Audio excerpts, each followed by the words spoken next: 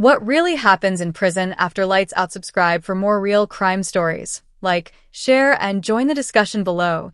As the clock struck midnight in the maximum security wing of the Ohio State Penitentiary, the prison fell eerily silent. But in cell block A, chaos erupted when a guard burst through the door, only to be met with a scene that would haunt him forever. Inmate Scott L. had collapsed on the floor, a pool of blood rapidly spreading beneath him. His lifeless body lay surrounded by fellow inmates, their faces painted with shock, fear, and something else, suspicion. Security footage would later reveal that just moments before the guard's entrance, a group of inmates had surrounded Scott, claiming they were merely helping him recover from a fainting spell. But the truth was far darker. They had been waiting for the lights to go out, not just to quiet their rival but to send a message that left no room for misinterpretation. The vicious cycle of retribution had turned deadly once again. As paramedics arrived and started their grim work, the prison's reputation as a ticking time bomb echoed in the guard's mind. What kind of world had they created behind those walls? How did it come to this? The stakes heightened when a fellow inmate confessed he had seen something, but as guards tried to coax him into speaking, fear of retribution held his tongue. Would this confession be enough to unravel the mystery, or was another layer of terror waiting to be uncovered? The darkness seemed to whisper, "This is only the beginning." What lay ahead would expose the hidden dangers of prison life, showing that the real horrors often occurred after the lights went out. To understand the tragic events of that fateful night, we must first delve into the harrowing past of the Ohio State Penitentiary itself. Opened in 1834, this prison has served as a home for some of the most notorious criminals in America. Its walls have witnessed countless tales of despair and survival, but none would prepare anyone for the horrifying atmosphere that gripped it in the months leading up to Scott's murder. Scott L. was not a typical inmate.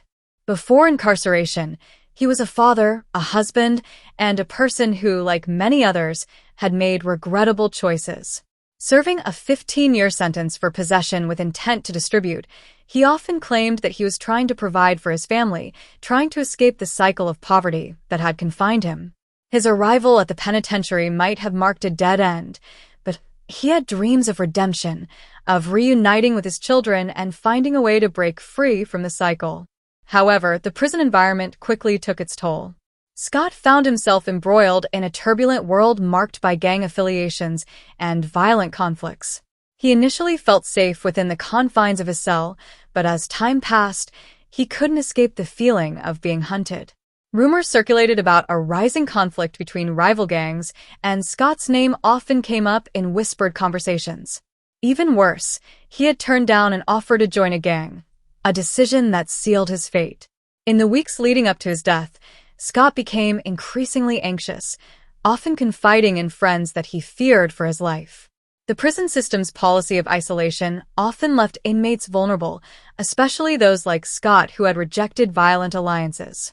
Through the darkness, the first signs of danger glimmered, and Scott sensed he was trapped.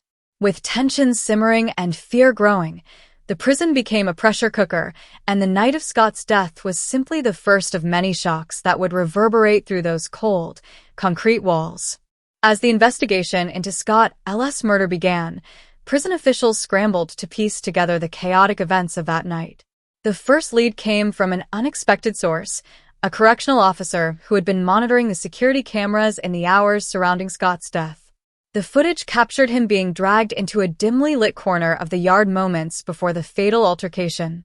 In this shadowy space, rivals had pounced on Scott, using the cover of darkness to enact revenge for perceived grievances. The guards had seen and heard the whispers of violence growing louder in recent weeks, but until that moment, those warnings were metaphorical. With each grainy frame, the chilling reality became clearer. The dangers lurking after lights out were not merely figments of nightmares. They were real. The security team analyzed every angle, scrutinizing facial expressions, movements, and the interactions of the group surrounding Scott moments before he was beaten to death. But the clip only deepened the mystery. The diligent officers encountered a wall of silence from the inmates, an impenetrable barrier that hardened more as time wore on. Meanwhile, the The atmosphere inside the penitentiary shifted. Tensions flared again, but this time among guards and administration as questions arose about their failures to keep the environment safe. Scott's friends were quickly questioned, but signs of intimidation were evident. Many feared retribution, and those who'd been close to Scott were now unwilling to speak out. They understood the cost of betrayal all too well. As investigators made slow progress, the stakes continued to rise. Friendships wavered, loyalties shifted, and a sense of impending violence loomed larger. When a new inmate arrived, rumors quickly began circulating that he had valuable information regarding Scott's murder. Had a potential witness entered the prison system, or was he just another pawn in the dangerous game being played behind bars? The clock was ticking, and the truth felt more elusive than ever. With the investigation hitting a standstill and the risks growing, authorities found a renewed source of hope in the newly arrived inmate, a man named Andre Rivera. Known in the prison system for being an opportunistic informant, Andre had a reputation for dealing in secrets. His arrival added a frenzied energy to the already tense atmosphere. Andre claimed to have witnessed the final moments of Scott L. in cell block A. He described the events with unsettling clarity, recounting how a group of inmates had cornered Scott under the cover of darkness, armed with makeshift weapons. In his low drawl, he delivered the names of key figures involved, detailing how deep the rivalry ran and how it had escalated to violence. However, the moment of hope quickly turned sour. As Andre discussed the events leading up to Scott's murder, he revealed that he himself had been targeted months before for his refusal to join a gang. His precarious position in the hierarchy made him an easy target for intimidation, and the guards discovered that Andre could scarcely be relied upon. Before they could even verify his claim, he vanished, leaving behind a swell of uncertainty and frustration.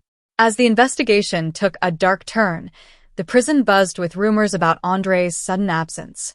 Would he return, or had he been silenced by those who wanted to keep their secrets buried? The realization that a witness could disappear so quickly laid bare the dangers that permeated every corner of the prison. With the case growing colder and tensions flaring between inmates, fear rippled through the already unstable environment. Could investigators ever find the answers they desperately needed? The clock was ticking down to the next eruption, and it felt closer than ever. Days turned into restless weeks, and the aftermath of Scott L.'s brutal murder left a mark on Ohio State Penitentiary that would not soon fade. With authorities long exhausted by the whispers of fear that echoed in their investigations, they faced increasing pressure from the public to solve the mystery. The guards were aware of the repercussions of ignoring the whispers. Their reputation hung in the balance. Desperate for answers, detectives turned to an unusual source. They reached out to the families of inmates who had been in the vicinity when Scott was murdered. While many were hesitant, one family took the risk. The mother of a known associate of Scott spoke up, sharing details with detectives that had been kept quiet for too long. She revealed a connection to the enemy gang and hinted at a clear motive behind the targeted assault on Scott. The explosive information instigated a renewed investigative vigor, forcing authorities to dig deeper into the relationships among rival factions within the prison. As investigators probed deeper, a shocking connection emerged, a conspiracy that transcended gang lines.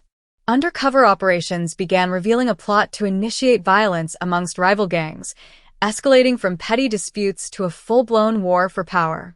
The correctional staff was ill-prepared for the nightmare of what lay ahead, their best-laid plans failing to account for the dark underbelly of gang politics. With the situation deteriorating and inmates preparing to defend their turf, the urgency for a resolution became critical. Scott L.'s murder had unraveled a tightly woven tapestry of power, anger, and betrayal within the walls of Ohio State Penitentiary. What was meant to be a safe haven for justice had descended into chaos. As the authorities scrambled to contain the violence, a greater question lingered over the penitentiary, like a dark cloud. Who would rise to claim power in the aftermath? The tension was palpable, and the next series of events would leave everyone shaken to their core. As the prison's haunting truth emerged, this darkness never truly sleeps.